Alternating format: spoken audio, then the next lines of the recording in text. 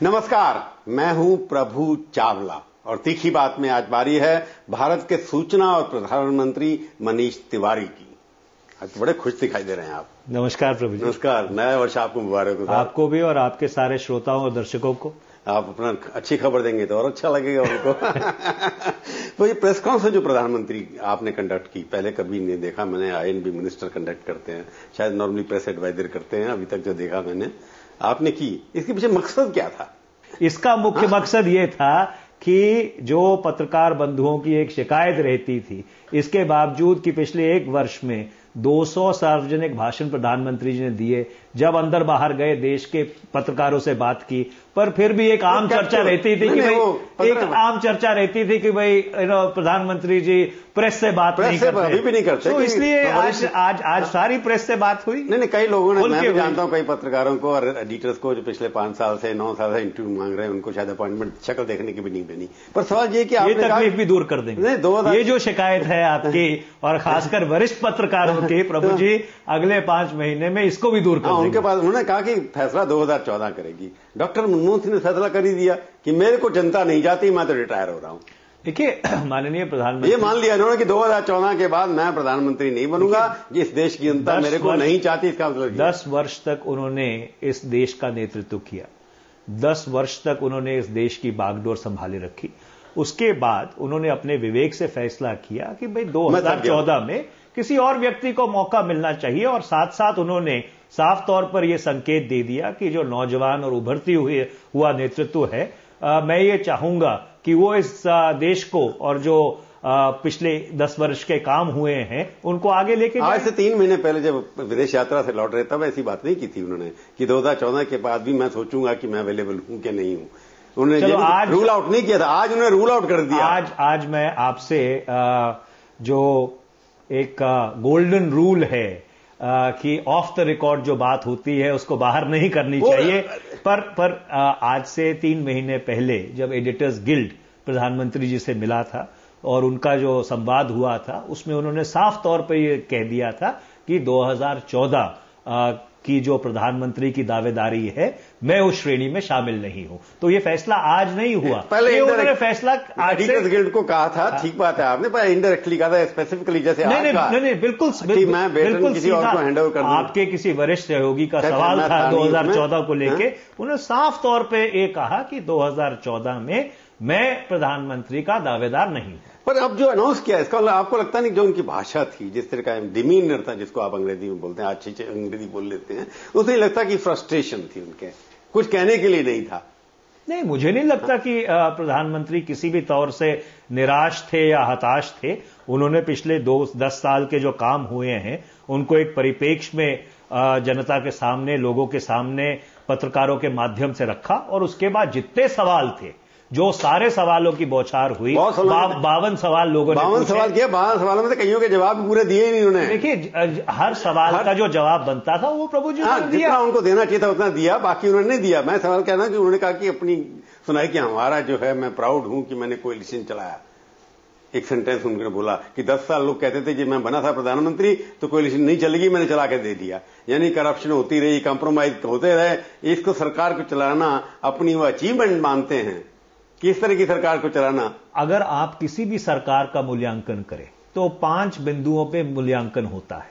सबसे पहले राजनीतिक स्थिरता, इस देश को उन्होंने राजनीतिक स्थिरता दी, इससे कोई इनकार नहीं कर सकता। दूसरा, सांप्रदायिक सद्भाव, इस देश में सांप्रदायिक सद्भाव का माहौल बरकरार रहा। आंतरिक सुरक्षा, आर्थिक तरक्की और अंतर्राष्ट्रीय जो मामले हैं उसकी कसौटी पर भी ये सरकार पिछले 10 साल में खरी उतरी है। सांप्रदायिक सद्भाव की बात है, उसके लिए सेंट्रल गवर्नमेंट कहां से है? स्टेट गवर्नमेंट रिस्पॉन्सिबल होते हैं लॉ एंड ऑर्डर के लिए।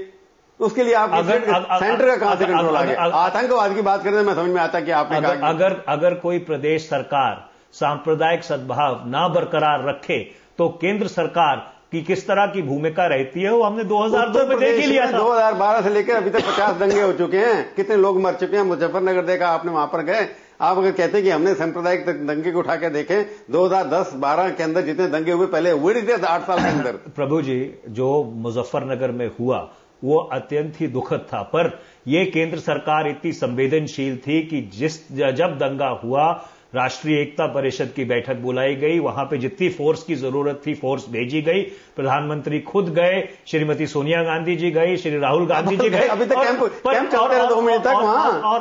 और ये बात निरंतर उत्तर प्रदेश सरकार को कही गई कि आपको सांप्रदायिक सद्भाव बरकरार रखना है। अब इसकी तुलना आप कीजिए 2002 से, जहां पे जब अटल बिहारी वाजपेयी जी ने जाके बोला कि मुख्यमंत्री को राजधर्म बरकरार रखना चाहिए, उसके बाद भी दंगे चलते रहे। तिवारी जी 2002 के बाद उस प्रदेश में एक दंगा नहीं हुआ, ये तो मानते हैं आपके नहीं? 2002 के बाद एक दंगा गुजरात में ना, मुजफ्फरनगर में इतने बेचारे लोग मारे गए, कैंपों में पड़े रहे, आप जाकर खिलाफ वहां कुछ नहीं, एक लिप सप्ती करके आ गए, सरकार के खिलाफ कुछ भी नहीं बोले आज तक। जितना आप गुजरात के चीफ मिनिस्टर के खिलाफ बोलते हैं, मुलायम सिंह या अखिलेश के खिलाफ आपने बोला 2002 में जिस तरह हुए ना, 2002 में जिस तरह का वो जो हुआ देश के लिए शर्मनाक था। जो 2002 में जिस तरह का नरसंहार हुआ, और आज प्रधानमंत्री जी ने बिल्कुल साफ तौर पर और बहुत सटीक तरीके से उसके ऊपर टिप्पणी की कि अगर आपके ताकतवर और शक्तिशाली नेतृत्व का मतलब यह है कि लोगों को खदेड़ खदेड़ के अहमदाबाद की सड़कों पर मारा जाए, तो इस तरह का बलवान और शक्तिशाली नेतृत्व भारत नहीं चाहता है। तो अच्छा, वो तो लोग आपको 1984 भी याद करा देंगे, 2004 के सड़कों के ऊपर खोज के लोगों को मारा गया, उसमें सत्ता में 400 सीटें लेके आ गया। 1984 था, हम निरंतर और लगातार ये वो देश के लिए दोनों कांड शर्मनाक है। 1984 बहुत ही शर्मनाक और दर्दनाक बात थी, और अभी तक, और मैं क्योंकि पंजाब से सांसद भी हूं, मैं ये मानता हूं और आतंकवाद का भुक्तभोगी भी रहा हूं कि जिन निर्दोष लोगों की हत्या हुई थी उनको इंसाफ और न्याय मिलना चाहिए। जिन लोगों ने ये किया है उनको दंड देना चाहिए। मैं प्राइम मिनिस्टर परफॉर्मेंस की तरफ आ रहा हूं। आपने कहा जब कोalition चला लिया, ये एक बड़ी अचीवमेंट है। दूसरा जो उन्होंने बात कही कि 9 साल के आंकड़े बताते हैं कि ग्रोथ रेट मेरी सबसे ज्यादा थी पिछले 9 सालों को मिलाकर के। 2014-4 के अंदर जब आपने टेक ओवर किया, ग्रोथ रेट जीडीपी 8.4% था। अब जब आप छोड़ के जा रहे हैं तो 5% से नीचे है। 1998 से लेकर 2004 तक कि क्या वृद्धि दर रहा? आप तो अर्थशास्त्री हैं। वो भी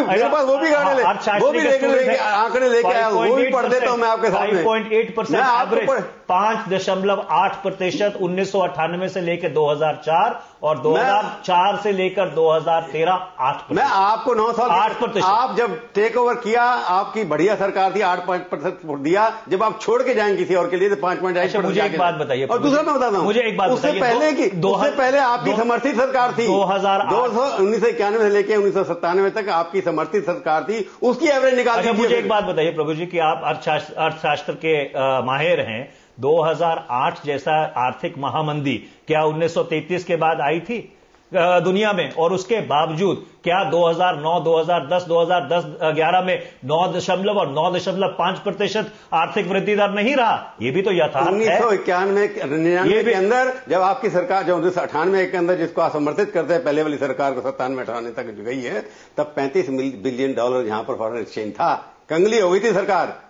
जब बीजेपी की सरकार गई 145 बिलियन पे छोड़ के गई आपको। आप कहते हैं कि जब नीचे गिर जाए तो आप कहते हैं ग्लोबल था, हम फिर भी जीत गए 2008 में। अब आप प्रधानमंत्री ने प्रेस कॉन्फ्रेंस, क्योंकि ग्लोबल खराब है इसलिए हम खराब। देखिए मुझे एक बात बताइए। अच्छा चलो ये 10 साल का जो पीरियड है इसको अपन बांट लेते हैं। 2004 से लेकर 2008 तक 9% वृद्धि दर रहा कि नहीं? उसके बाद एवरेज निकालेंगे 8% से नीचे आता है। नहीं 8% से कितना नीचे आता है? और मैं फिर कहता हूं आप पिछले 5 सालों का कंपेयर, मैं अर्थशास्त्री करेंगे, पिछले 5 सालों में जो अटल बिहारी वाजपेयी की गवर्नमेंट थी उसकी एवरेज क्या थी और उनकी एवरेज क्या थी? डबल थी, 100%। अगर आप 6 वर्ष की एवरेज लेंगे तो उनकी एवरेज थी 5.8%, यहां एवरेज थी 9.2 या 3%। और अगर आप पूरे 10 साल का लेंगे कि उनके 5-6 साल और हमारे 10 साल, तो फिर भी क्या कहते हैं हमारा वृद्धि दर आपकी ग्रोथ होती है पिछले पीरियड से कंपैरिजन करते हुए। तो वाजपेयी जी की गवर्नमेंट की ग्रोथ थी 55% ज्यादा थी प्रीवियस 5 साल से, और आपकी 40% ज्यादा प्रीवियस 5 साल से। ऐसा तो है। इसका मतलब आपकी growth over growth is come. अच्छा, मुझे एक बात बताइए कि 5.8% से अगर आप 8% एवरेज ग्रोथ पे लेके जा रहे हैं तो ये कम है कि ज्यादा है? 50% कम है ना, मुझे 40% है ना। मुझे एक बात बताइए। ज्यादा है, बिल्कुल है, क्योंकि आपको फाउंडेशन अच्छी मिली। नहीं, फिर 1991 से 98 तक देखिए, अगर आप परिप्रेक्ष्य देखते हैं, अगर आप 1991 से लेकर 96 तक जब आर्थिक उदारीकरण हुआ उस समय, अगर आपको 1991 से पढ़ देता हूं, 1991% से ज्यादा 1991 के अंदर तो -2% थी। 1991 जब सरकार बनी है, अगर आप 96 तक देखिए तो आप आंकड़े लगाइए 7% एवरेज ग्रोथ रेट है। आप जब छोड़ के जा रहे हैं ये तो मानिए कि आप अटल बिहारी वाजपेयी की गवर्नमेंट की 9%, 8% के मुकाबले 5%। आप क्या कहते हैं, इस बात से बिल्कुल इनकार नहीं कर सकते कि पिछले 10 साल में जो आर्थिक वृद्धि दर है और जो आर्थिक तौर से भारत का सशक्तिकरण हुआ है, ये इस बात से कोई इनकार नहीं कर सकता। हां, कि किसी वर्ष में ऊपर गई हो, किसी वर्ष में नीचे गई हो, मनीष आपकी बात है, मैं सहमत हूं पार्शली, पर सवाल ये होता है कि आप ग्रोथ के लिए जब सक्सेस हो उसके लिए तो आप जिम्मेवार, जब आपका फेलियर हो तो सारे कोई और जिम्मेवार, ग्लोबल फैक्टर। मैं पूछूंगा क्यों कहते हैं ये बात, एक ब्रेक के बाद।